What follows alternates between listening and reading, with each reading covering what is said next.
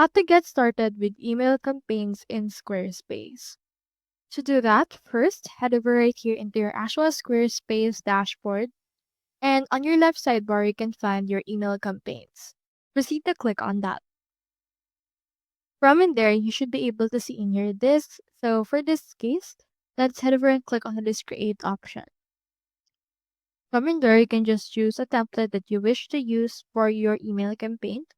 We have in here welcome templates, promotion templates, as well as sharing templates as well. Just choose right here which template you want. In my case, let's choose right here this Cosmo Bakery for promotion. Just click on this template, then click on this use this template button. Then after that, this will open the actual Squarespace campaigns in order to edit this particular template.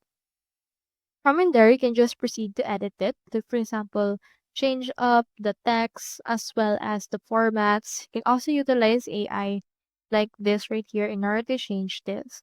And you can also change the colors, the styles, the font packs, as well as replacing image or adding some more things or adding some more blocks right there. Once you're done editing, you can proceed to the email tab right here, changing here the subject line, add some previews, adding here the recipients, and click on the send test, and after that you should be able to publish it.